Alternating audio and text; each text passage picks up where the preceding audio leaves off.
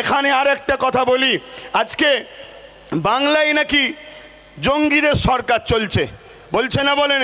আচ্ছা, একটা রাজ্যে জঙ্গি সরকার, তার সাপোর্টারের সরকার রয়েছে, এরকম কথা যদি কেউ বলে তাকে অবিলম্বে অ্যারেস্টের দরকার আছে না নাই? শুভেন্দু অধিকারীর সঙ্গে মমতা ব্যানার্জির বন্ধুত্ব না ঝগড়া এখানেই প্রমাণ হবে।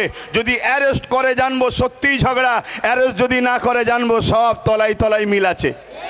এই কথা একমত তো নাকি? আচ্ছা, আমি আমার জায়গায় পুনরায় ফিরে আসছি। ওয়াকফ নিয়ে একটু বলি এবারে, এটাই তো শেষ, বাকিটা সব বলা হয়ে গেছে। কিন্তু ওয়াকফ বিলে কি আছে এটা আমাদের একটু জানতে হবে।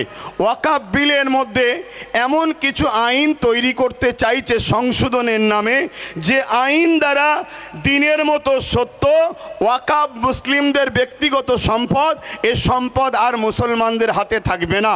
প্রথমে আমাদের জানা দরকার, শুধু কি মুসলমানদের এই ওয়াকফ সম্পত্তি আছে, অন্য ধর্মের ভাইদের নাই? হ্যাঁ আছে। এই ভারতবর্ষে দেবত্ব সম্পত্তি আছে যেটা হিন্দু ভাইদের, এটাও আমাদের জানানো দরকার। না হয় হিন্দু ভাইদের কাছে গিয়ে ফিস ফিস করে জানানো হচ্ছে সব মুসলমানরা নিয়ে নিচ্ছে, মুসলমানদের সব হয়ে গেছে। শুনুন আমার হিন্দু ভাইদের, দুটো মন্দিরের যা জায়গা আছে ভারতবর্ষ জুড়ে মুসলমানদের অত জায়গা নেই। সেই দেবত্ব সম্পত্তি দুটো মন্দিরে আছে। সেই সম্পত্তি তাদের পূর্বপুরুষরা তাদের ধর্মীয় ভালোবাসায় তারা দান করেছে, উৎসর্গ করেছে, তাদের বিশ্বাস, আস্থা, ভক্তি, ভালোবাসা তাদের কাছে, যেটাকে বলা হয় দেবত্ব সম্পত্তি। ঠিক তেমনই এই ভারতবর্ষে আদিবাসী ভাইদের জল জঙ্গলের সম্পদ রয়েছে। সেই সম্পদ আজকে কোথায়? এইখান থেকে মন দিয়ে শুনুন। আদিবাসী ভাইদের জল জঙ্গলের সম্পদকে আজকে আইন করে কেন্দ্র সরকার দখল করেছে। সেই দখল করে সেখান থেকে আদিবাসী ভাইদের অধিকারকে হরণ করে দিয়ে ওই সম্পদের ওপরে বড় বড় কর্পোরেশনদের হাতে তুলে দিয়ে জঙ্গলকে পরিষ্কার করে বড় বড় শিল্পপতিরা সেখানে কলকারখানা তৈরি করছে, আবাদ করছে। আজকে আদিবাসী ভাইদের থাকা দুষ্কর হয়েছে, তাদের ঘরবাড়ি বাঁচানো দুষ্কর হয়েছে, তাদের বাচ্চাদের জীবন জীবিকা, তাদের ধর্মীয় স্বাধীনতা সব কিছুর উপরে আজকে হস্তক্ষেপ হচ্ছে। ঠিক তেমনই এটা 2023 আইনটা করেছিল, আজকে 2024 ওয়াকফকে নিতে চাইছে। কেন ওয়াকফকে নিতে চাইছে? ওয়াকফ সংশোধনীয় বিলের নামে এই ওয়াকফকে যদি তারা হরণ করতে না পারে, তাহলে এই রাষ্ট্রকে বিশেষ একটা ধর্মীয় রাষ্ট্র বলে ঘোষণা করতে পারছে না। কেন? এই ভারতবর্ষে একটা মসজিদ আছে কেরলে 1400 বছর বয়স, এই ভারতবর্ষে মসজিদ আছে গুজরাটে 1300 বছর বয়স। এই 1400, 1300, 1000 বছরের মসজিদ প্রমাণ দিচ্ছে ভারতবর্ষে মুসলমান নতুন নয়, হাজার হাজার বছরের মুসলমান এরা ভারতে রয়েছে। হাজার হাজার বছর ধরে এদের কবরস্থান আছে, হাজার হাজার বছরের ধরে এদের মাদ্রাসা আছে। এ থেকে প্রমাণ হচ্ছে যে স্বাধীনতার আগেও হাজার হাজার বছর ধরে এদেশে ভারতবর্ষে মুসলমান রয়েছে। অতএব যে দেশে হাজার হাজার বছর ধরে মুসলমান থাকে, সেই দেশটাকে বিশেষ একটা ধর্মীয় দেশ বলে ঘোষণা করতে তাদের অসুবিধে হচ্ছে। বুঝে আসছে? তারা আইন তৈরি করে এই ওয়াকফকে কেন্দ্র সরকার দখল করবে, দখল করে 1400 বছরের মসজিদকে বিরান করে দিতে চাইছে, ভেঙে দিতে চাইছে। যেমন আজকে জল জঙ্গলের সম্পদ আদিবাসী ভাইদের হাত থেকে কেড়ে নিয়েছে, ঠিক তেমনই 1300 বছরের গুজরাটের মসজিদকে ভেঙে দিয়ে কর্পোরেশন প্রমোটিংদের হাতে তুলে দেবে, এক কথায় আদানি আম্বানির হাতে তুলে দেবে। আপনারা জানেন কি জানি না, বোম্বাই একটা বিশাল বাড়ি আছে, এমন করে রিলায়েন্স কোম্পানির যিনি মালিক তার বাড়ি রয়েছে, ওই বাড়িটা যে জায়গায় দাঁড়িয়ে আছে ওটা ওয়াকফ সম্পত্তি, এবং এতিমখানার জন্য ওই সম্পদকে মুসলমানরা দান করেছে। সেই জায়গা দখল করে আজকে তারা বিশাল বাড়ি তৈরি করেছে। তাদের ভয় হয় কোনো দিন যদি মুসলমান তার সম্পদকে নিয়ে নেয়, তাহলে আমার বন্ধুর এই বাড়িটা চলে যাবে। তাই কেন্দ্র সরকার এই ওয়াকফকে অ্যাক্টের নামে, সংশোধনের নামে নিজের সম্পদকে হরণ করতে চাইছে। এইখানে যদি মসজিদ চলে যায়, মাদ্রাসা চলে যায়, কোরআন বলে কবরস্থান চলে যায়, এক কথায় ওয়াকফকে যদি নিয়ে নেয়, ভারতের মুসলমান শোনো, পশ্চিম বাংলার মুসলমান শোনো, তোমরা পরিচয় দিতে পারবে না তোমরা ভারতীয় ছিলে, তোমরা পরিচয় দিতে পারবে না। তাহলে বলো, বাঁচতে গেলে এই ওয়াকফের বিরুদ্ধে আমাদেরকে লড়াই জারি রাখতে হবে না হবে না? তোরা বলুন, ওয়াকফের বিরুদ্ধে লড়াই করতে হবে না হবে না? তাতে যদি হাজারো প্রাণ বুলেটের গুলিতে, বোম বন্দুকের গুলিতে, কেন্দ্র জালিম সরকারের অত্যাচারে যদি আমাদের হাজার হাজার প্রাণ কুরবান হয়, মাতৃভূমি বাঁচাবার জন্য রক্ত দিয়েছি, ইসলামের অধিকার, ইসলামের সম্পদকে বাঁচাবার জন্য কারা রক্ত দিতে পারবেন উঠে দাঁড়িয়ে যান? কারা রক্ত দিতে পারবেন উঠে দাঁড়িয়ে যান? হাত তুলে বলুন রক্ত দিতে পারবেন, মসজিদ বাঁচাবার জন্য পারবেন, কোরআনের পক্ষে, দিন ইসলামের পক্ষে, নিজের অধিকারের জন্য সংবিধান আপনাকে রাইট দিয়েছে, এই অধিকারের জন্য রক্ত দিতে পারবেন? কথা দিচ্ছেন পারবেন তো নাকি? এই লড়াই আজকে শেষ হলে হবে না। ঝড় এসুক, পানি এসুক, তুফান এসুক, লাঠি চার্জ হোক, গুলি মারুক, বোম মারুক, আমাদের এই লড়াই রাজপথে চলতে থাকবে। হাত তুলে বলুন, হাত তুলে বলুন। আজকে বড় দুঃখের সাথে বলতে হয়, ওয়াকাবলি আন্দোলন পুরো দেশ জুড়ে চলছে, সব আন্দোলনকে আমি সমর্থন করি, কিন্তু আজকে আমার রাজ্যেতেও কলকাতায় বিশাল বিশাল মিটিং হচ্ছে ওয়াকাবলি। আগামী দিন ফুরফুরা আহলে সুন্নাত ওয়াল জামাত 20 থেকে 30 লক্ষ লোকের সমাগম কলকাতার রাজপথে করতে চাইছে। আপনারা ওই 20-30 লক্ষের মধ্যে আপনারা কেউ সামিল হতে ইচ্ছুক আছেন? হাত তুলে বলুন আছেন। কিন্তু এই লড়াই আমাদের বড় ভয়ানক হবে, ওই লড়াই কিন্তু বিশাল হবে। প্রয়োজন হলে আমরা মাসকে মাস কলিকাতাতে রয়েও যেতে পারি। রাজি আছেন? বলুন, নিজের বাচ্চাদের ভবিষ্যতের জন্য থাকতে ইচ্ছুক আছেন? হাত নামান। আন্দোলন তো এইভাবে হয়। আর একটা কথা বলে যাই, আজকে যারা আন্দোলন করছে এদের আন্দোলনকে সাধুবাদ জানাই, কিন্তু এদেরকে জিজ্ঞাসা করুন, কেন্দ্র সরকার যেমন ওয়াকফ বিলের অ্যাক্টের নামে আইন তৈরি করে ওয়াকফকে লুটতে চাইছে, ঠিক তেমনি এখনো কিন্তু আইন করতে পারে না। আন্দোলন চলছে, কিন্তু আমার রাজ্যেও 1,45,000 বিঘের ওপরে একর সম্পত্তি আমার রাজ্যেতে বেদখল হয়ে আছে। আমার রাজ্যের মধ্যে রয়েছে, কিন্তু বেদখল হয়ে আছে 75,000 বিঘে একর জমি। এটা এখনো উদ্ধার হয়নি। এই বিষয়েও আন্দোলনের দরকার আছে না না? কেন্দ্র সরকার যে আইন করতে চলেছে এখন আইন করতে পারেনি, তার চক্রান্ত সে পা দিয়েছে। সব জায়গায় আন্দোলন শুরু হয়েছে, সে চক্রান্ত থেকে পিছিয়েছে, কিন্তু এখনো 1995 আইন এখনো লাগু আছে। সেই আইন অনুযায়ী ওয়াকফের যারা দায়িত্ব আছে আমার রাজ্যেও যারা রয়েছে, তারা আমার রাজ্যের ওয়াকফ সম্পদকে এখনো কেন উদ্ধার করছে না? এখনো কেন ডিজিটালকরণ করে নেটে নামগুলো তুলছে না? এই গাফলতি করার পিছনে আমার বলতে বাধ্য হচ্ছি, যাতে করে কেন্দ্র আইন করে আর এই সম্পদগুলোকে দখল করে দেয়। তার জন্যই গাফলতি ষড়যন্ত্র চলছে। ঠিক না বেঠিক? জোরে বলুন, ঠিক না বেঠিক? আমি আপনাদেরকে একটা তথ্য দিয়ে যাচ্ছি।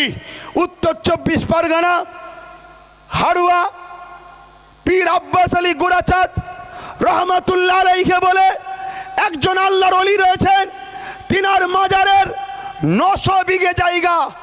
একটু সারা দেবেন, কত বিঘে? 900 বিঘে জায়গা। আজকের দিনে সেই জায়গাটা দাঁড়িয়েছে মাত্র 92 শতক। 900 বিঘে থেকে দাঁড়িয়ে আছে বর্তমান কত? 92 শতক।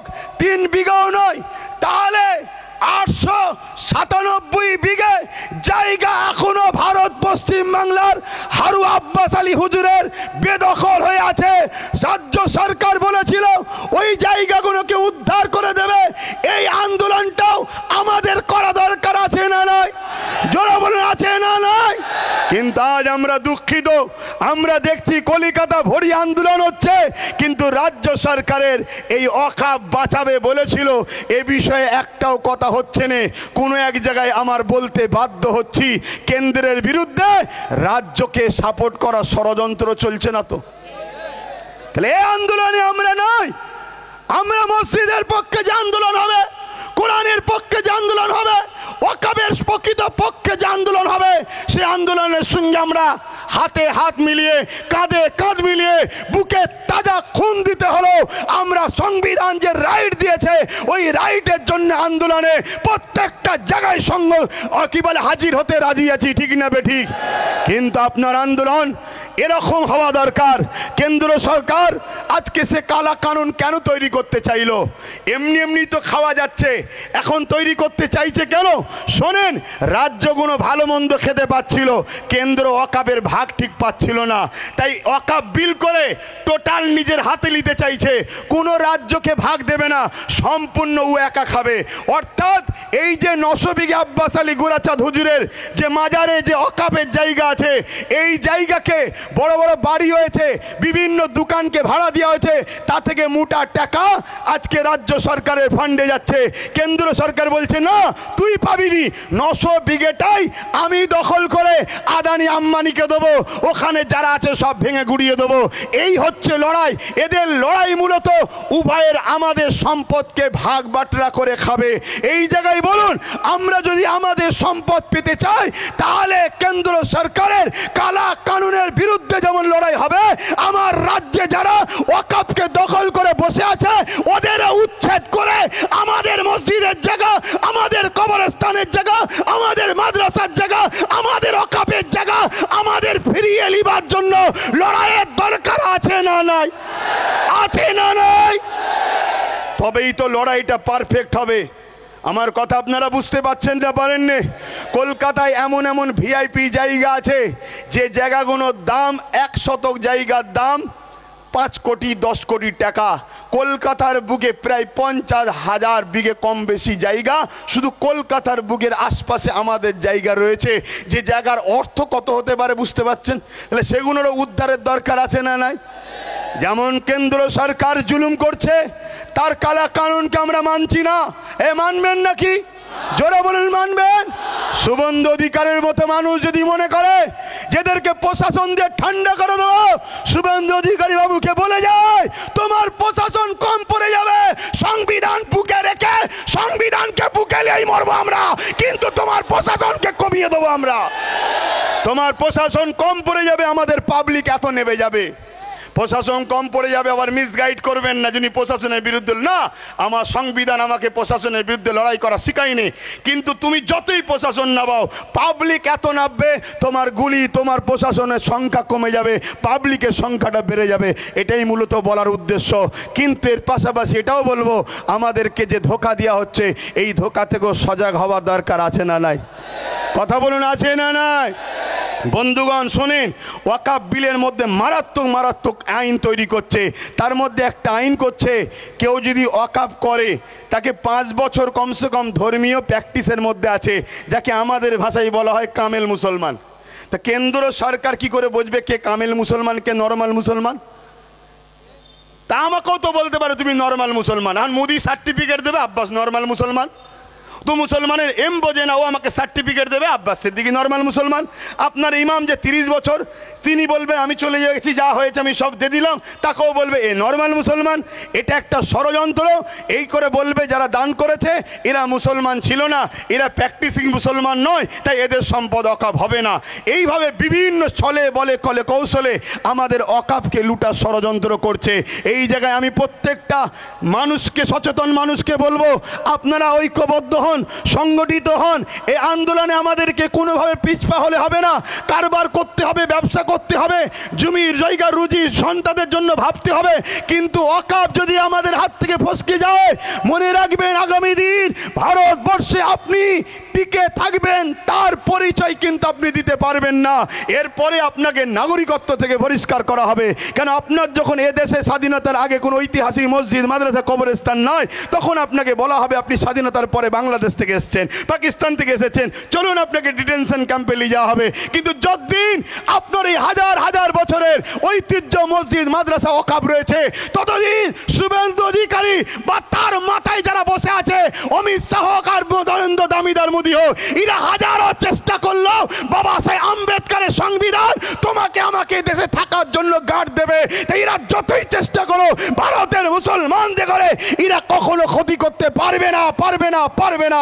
কিন্তু তোমার যদি ওয়াকফকে এরা কোনোভাবে লিখে নিতে পারে, মনে রেখে দেবে তোমাদের কিন্তু সব শেষ হয়ে যাবে। একটা ছোট্ট কথা বলি, কলকাতায় একটা প্রোগ্রাম হচ্ছিল দেখছিলাম, ওই কলকাতায় রাজ্য সরকারের একটা এমপি বক্তব্য দিচ্ছে, আপনারা দেখেছেন কি জানি না। বক্তব্য দিতে দিতে বলছে কোনো জায়গায় যদি গুটি কত মুসলমান দাঁড়িয়ে নামাজ পড়ে বা কোনো জায়গায় থাকে, সেটা নাকি ওয়াকফ হয়ে যাবে। বলুন এটা হিন্দু ভাইদের কাছে বা অন্য ধর্মের কাছে ঠিক মেসেজ না ভুল মেসেজ? জোরে বলুন। স্বাভাবিক অন্য ধর্মের মানুষরা কি বলবে? আরে ওরা যদি ধর্মীয় কাজ করে সঙ্গে সঙ্গে যা দখল হয়ে যাবে। তাহলে বলুন, রাজ্য সরকারের এমপি এত বড় ভুল মেসেজ দিচ্ছে, ইনাদের দ্বারা আমাদের ওয়াকাফ বাঁচবে না যাবে মনে হচ্ছে? তাহলে মাথায় ঢুকান, ওয়াকাফ কিভাবে হয় একটু আপনাদের বলি। ধৈর্য আছে তো নাকি? কোনো ধনী ব্যক্তি, তার অনেক সম্পদ আছে, সে ভাবলো 50% সন্তানদের জন্য রাখি, 50% আল্লাহর রাহে উৎসর্গ করে দিই, যেটা হিন্দু ভাইদের দেবত্ব কি সে কি বলে জল জঙ্গল আদিবাসী ভাইদের, আরব ধর্মীয় ভাইদের রয়েছে। ওই উৎসর্গ যখন করবে, ওয়াকাফ কমিটিকে জানাতে হবে। ওয়াকাফ কমিটি এসে সার্ভে করবে, সার্ভে করে যদি দেখে এর পর্চা এর কাগজ সবই নিজে মালিক, তারপরে সেটাকে ওয়াকাফ কমিটি সেটাকে অ্যাকসেপ্ট করবে।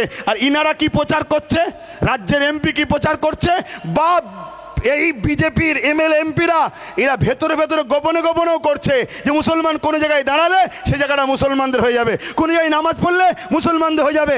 আমাদের যে ভাইচারা সম্প্রীতি আছে, অনেক সময় দেখা যায় অনেক ভাই রাস্তাতে যাচ্ছে, নামাজের সময় হয়েছে, একটা অমুসলিম ভাইয়ের দোকানে বললো, ভাই এই আসো, কোনো অসুবিধা নেই, নামাজ পড়ো। কি আমাদের ঘটনা ঘটে না? কিন্তু এইটা যদি ঘোষণা করে দেওয়া হয়, অমুসলিম ভাইয়েরা কি বলবে, না ভাই তুই এখানে নামাজ পড়তে পারবি নি, তুই ভাই ওঠ, ভাই তুই ওঠ এখান থেকে চ। কেন? তোদের নাকি ওয়াকাফের নিয়ম আছে, যেখানে নামাজ পড়বি সেখানে হয়ে যাবে। এটা কত বড় একটা মিথ্যা প্রচার ওয়াকাফ নিয়ে চলছে। অথচ ওয়াকাফ একটা কমিটি রাখা আছে, ওই কমিটি যাতে ওয়াকাফ সম্পত্তিগুলো হেফাজত হয় তার 7% মাসে মাইনে দেওয়া হবে। আজকে সেইটাকে মিথ্যা প্রচার চালাচ্ছে। খুব ঠান্ডা মাথায় আমার বুঝবেন কথাটা। যেমন কেন্দ্র সরকার পুরো দেশের ওয়াকাফকে লুটে নিয়ে মুসলমানদেরকে নিশ্চিহ্ন করে দেওয়ার প্ল্যান করছে, ঠিক তেমনি বিগত 77 বছর ধরে ভারতে ওয়াকাফ সম্পত্তি মুসলমানদের নামে আছে ঠিকই, কিন্তু এর দুধের মাখন মুসলমানরা পায় না, সেটা যারা ক্ষমতায় থাকে তারা লুটে পুটে খায়। এই ওয়াকাফ কেন করেছে? এই ওয়াকাফের অর্থ থেকে মুসলিম গরিব ছেলেদেরকে পড়ানো হবে। আজকে যদি ওয়াকাফের টাকা প্রকৃত মুসলিম গরিব ছেলেদেরকে পড়ানো হতো, আমাদের এত মেরিট ছেলে আছে, একটা বললে এপিজে আব্দুল কালাম কেন, হাজার হাজার ভারতবর্ষে এপিজে আব্দুল কালাম তৈরি হয়ে যেত। কিন্তু এই অভাবের জন্য, পয়সা না থাকার জন্য আমার ভারতবর্ষের অনেক মুসলিম সন্তানের তাদের আজকে স্বপ্ন ভেঙে চুরমার হয়ে গেছে। তাই বলবো বন্ধু, এই লড়াই আজকে শেষ নয়, এখান থেকে শুরু হলো, পূর্ব মেদিনীপুরের শুরু কলাঘাট থেকে হলো, বিভিন্ন জেলায় হচ্ছে। আমি সব জায়গায় দেখতে চাইছি। কলিকাতায় আমার টার্গেট 20 থেকে 30 লক্ষ লোকের দরকার, তবেই তো আন্দোলনের জোরালো হবে। তাই বিভিন্ন জায়গায় করে দেখছি। আপনারা বলুন, আগামী দিন কলিকাতার রাজপথে যাওয়া হবে, আপনারা সত্যিই কারা যেতে ইচ্ছুক লম্বা করে হাত তুলবেন। ধোকা দেবেন না তো? ধোকা দেবেন না তো? গাছে তুলে মই করে নেবেন না তো? একটা শেষ কথা বলবো। আমার পূর্বে কেউ একজন বলছিল বাবরি মসজিদের সঙ্গে, মাস্টার সাহেব সম্ভবত, বাবরি মসজিদটা শহীদ হয়েছে কবে? এই ধৈর্য আছে? খুব জোর 5 মিনিট নেবো। একটু হিন্দু ভাইদেরকে জানানো দরকার যে আপনাদের কিভাবে বোকা বানাচ্ছে কেন্দ্র সরকার, একটু জানানো দরকার আছে না নাই? হিন্দুরা আমাদের ভাই হয় না, হয় না? আদিবাসী, দলিত, সাঁওতাল, বাগদি যেই হোক, সবাই আমাদের ভাই, ঠিক না বেঠিক? সবাই আমরা দেশবাসী, কিন্তু এই বিভাজনটা তৈরি করছে। আচ্ছা, 6ই ডিসেম্বর এই দিনটাকেই বাবরি মসজিদের শহীদের জন্য নিল কেন? 5ই ডিসেম্বর করতে পারত, 10ই ডিসেম্বর করতে পারত, 6 তারিখটাই নিল কেন? এবং 1992টা নিল কেন? জানেন আপনারা? জানেন? এই তথ্যটা শুধু আপনাদের দিয়ে যায়। আর আপনাদের থেকে বেশি আমি বলবো আমার অমুসলিম ভাই, হিন্দু, দলিত, আদিবাসী, যারা অন্য সম্প্রদায়ের ভাই আছেন, যাদেরকে ভুল বোঝানো হচ্ছে, আমি সেই সকল বন্ধুদের বলবো, আসেন, দেশ একটা বট গাছ, দেশ একটা গাছ, বট গাছ। এই দেশের হাজারো শিকড় আছে, একটা শিকড় যদি কাটে মূলত বট গাছ দেশের ক্ষতি হবে। এই দেশের একটা শিকড়ের নাম হিন্দু, একটা শিকড়ের নাম মুসলিম, একটা শিকড়ের নাম আদিবাসী, একটা শিকড়ের নাম দলিত, একটা শিকড়ের নাম মতুয়া, একটা শিকড়ের নাম শিখ, পাঞ্জাবি, খ্রিস্টান ইত্যাদি ইত্যাদি। মূলত যে শিকড়টাই কাটবে দেশের ক্ষতি হবে। দেশের স্বার্থে আমাদের ভাইচারার জন্য বলে যায় 1992 6ই ডিসেম্বর বাবরি মসজিদের শহীদের কারণ দুটো। নম্বর 1, 6ই ডিসেম্বর বাবা সাহেব আম্বেদকরের মৃত্যুদিন। এই দিনটা দিনটাকে প্রত্যেকটা ভারতীয় মুসলিম, হিন্দু, দলিত, আদিবাসী, ধনী, গরিব সবাই ভারতীয় বাবা সাহেব আম্বেদকরের জন্য স্মরণ করত। কেন? বাবা সাহেব আম্বেদকর আমাদের জন্য কথা বলার রাইট সংবিধান দিয়ে গেছে, তাই বাবা সাহেব আম্বেদকরকে সবাই ফলো করে। তাই বাবা সাহেব আম্বেদকরের এই 6 ডিসেম্বরটাকে কালিমা করার জন্য তথাকথিত দাঙ্গাবাজরা বড় প্ল্যান করে 6 ডিসেম্বরে বাবরি মসজিদকে শহীদ করলো, যাতে করে পুরো পৃথিবীর কাছে, বিশেষ করে ভারতের মুসলমান সমাজের কাছে এবং সম্প্রীতিমূলক মানুষের কাছে এই দিনটা একটা কালা দিন হয়ে যায়। বাবা সাহেব আম্বেদকরকে অপমান অপদস্থ করারই একটা ষড়যন্ত্র। কথা শুনলেন? কথা শুনছেন? দ্বিতীয় নম্বর চলে আসুন। 1992 কেন হলো? হিন্দু মা বাবা ভাই বোনেরা শুনবেন, দূরে কাছে সোশ্যাল মিডিয়ায় যারা আছেন, বিজেপিকে চিনতে শিখুন। বিজেপি আসার পর থেকেই শুধু আওয়াজ উঠছে ভারতবর্ষে নাকি হিন্দু খাতরে মে হয়। 2014 আগে ভারতবর্ষ হিন্দু খাতরাই ছিল না। 500 বছরের ওপরে মোগলদের শাসনে হিন্দুরা খাতরাই ছিল না, কোন সময় খাতরাই ছিল না। এই 2014 থেকেই হিন্দু খাতরে মে হয়। সত্যি কথাই হিন্দু বিপদে আছে। যদি বলেন কেন, তাহলে আজকে শুনুন মন দিয়ে।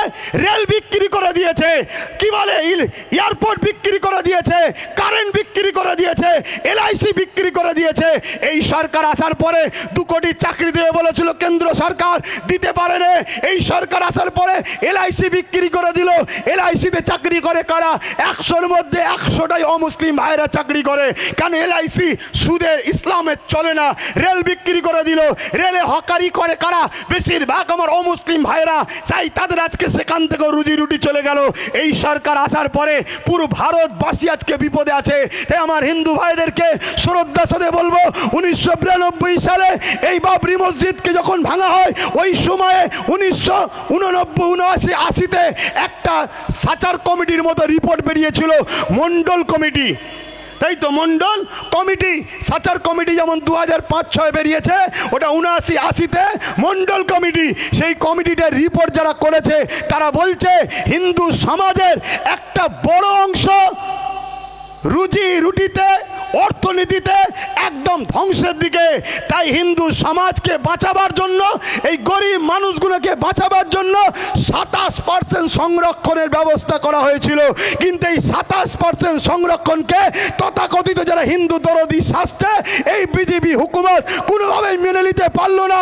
তাই ধর্ম খেলা করবে বলে 1992 সালে বাবরি মসজিদ দেখিয়ে শহীদ করিয়ে ওই দিকে ভুলিয়ে দিল। হিন্দু ভাইদের 27%টা বন্ধ হয়ে গেল। অতএব ভাবাতে চাইছি, আমরা হিন্দু মুসলমান ধর্ম যার যার, উৎসব যার যার, দেশ সবার।